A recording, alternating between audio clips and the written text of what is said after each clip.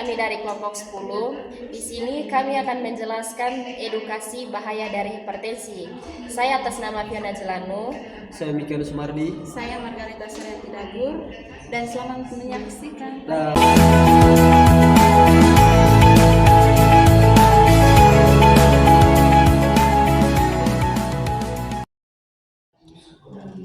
Baik, saya akan menjelaskan tentang penyakit hipertensi. Sebelum itu kita perkenalan dulu apa sih itu penyakit hipertensi. Penyakit hipertensi merupakan salah satu penyakit yang cukup berbahaya hingga mendapatkan julukan sebagai the silent killer. Hipertensi atau yang biasa dikenal dengan darah tinggi sangat perlu mendapatkan perhatian dari setiap individu yang menderita penyakit hipertensi.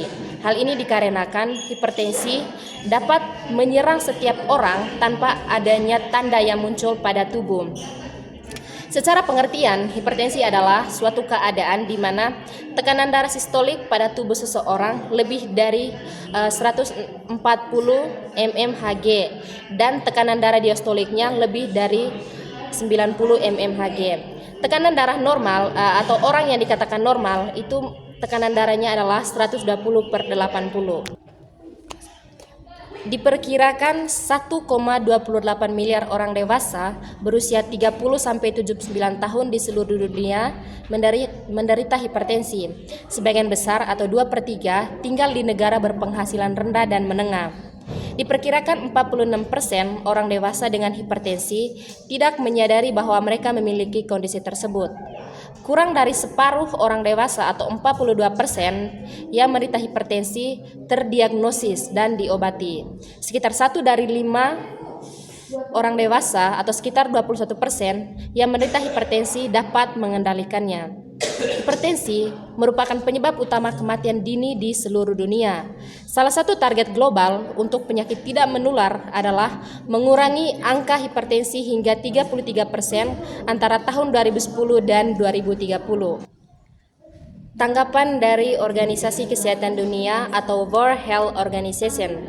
Organisasi Kesehatan Dunia atau sering disingkat dengan WHO mendukung negara-negara di dunia untuk mengurangi hipertensi sebagai masalah kesehatan di dalam masyarakat. Pada tahun 2021, WHO merilis pedoman baru tentang pengobatan hipertensi secara farmakologis pada orang dewasa. Publikasi ini memberikan rekomendasi berbasis bukti untuk memulai pengobatan hipertensi dan interval yang direkomendasikan untuk tindak lanjut. Dokumen ini juga mencakup target tekanan darah yang harus dicapai untuk pengendalian dan informasi tentang siapa dalam sistem perawatan kesehatan yang dapat memulai pengobatan hipertensi. Untuk mendukung pemerintah dalam memperkuat pencegahan dan pengendalian penyakit kardiovaskuler tersebut, WHO dan Pusat Pengendalian dan Pencegahan Penyakit Amerika Serikat meluncurkan Global Health Initiative pada bulan September 2016 yang mencakup paket teknik HEARS, yaitu 6 modul paket teknik HEARS seperti konseling gaya hidup, protokol perawatan berbasis bukti, akses ke obat-obatan dan teknologi penting, dan juga manajemen berbasis risiko, perawatan berbasis tim, dan sistem pemantauan. Hal ini menyediakan pendekatan strategis untuk meningkatkan kesehatan kardiovaskuler di negara-negara di dunia. Pada September 2017, WHO mulai kemitraan dengan Resolve to Save Lives, sebuah inisiatif dari Vital Strategis untuk mendukung pemerintah nasional dalam mengimplementasikan Global Health Initiative. Mitra lain yang berkontribusi pada Global Health Initiative adalah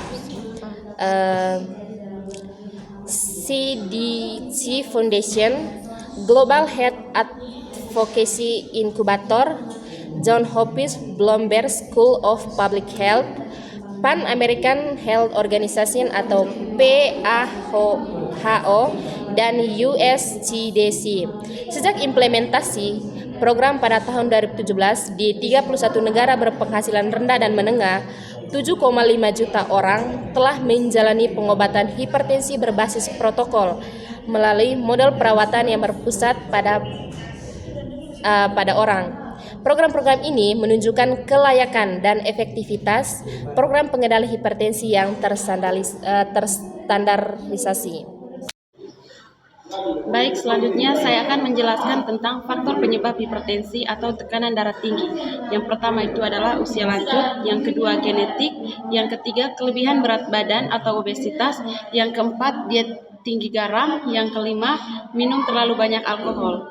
Perubahan gaya hidup seperti mengkonsumsi makanan yang lebih sehat, berhenti merokok, dan lebih aktif dapat membantu menurunkan tekanan darah. Sebagian orang mungkin masih perlu mengonsumsi obat-obatan.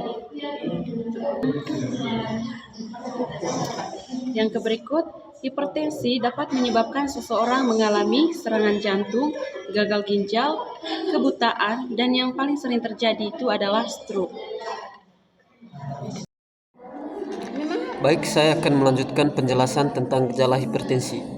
Meskipun pada umumnya penderita hipertensi tidak menunjukkan gejala atau keluhan tertentu, namun terdapat keluhan tidak spesifik yang dirasakan oleh penderita hipertensi. Di antaranya adalah sakit kepala dan pusing, kelelahan, mual, muntah, sesak nafas, dan gelisah.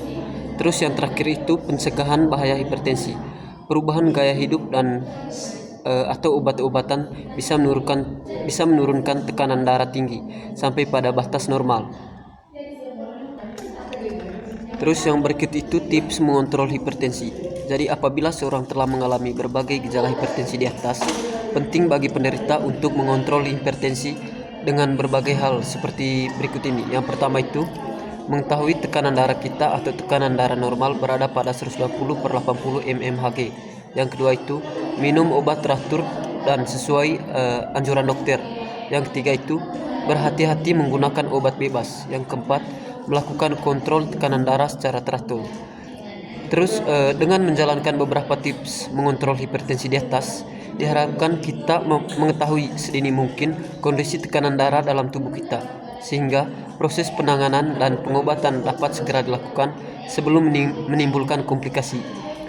Terus tetap terapkan perilaku hidup sehat dengan mengonsumsi makanan-makanan yang bergizi, melakukan aktivitas fisik minimal 30 menit per hari, dan mencukupi kebutuhan tidur. Jadi itu saja penjelasan dari saya. Terima kasih. Terima kasih sudah menonton video dari kami. Semoga bermanfaat ya bagi teman-teman.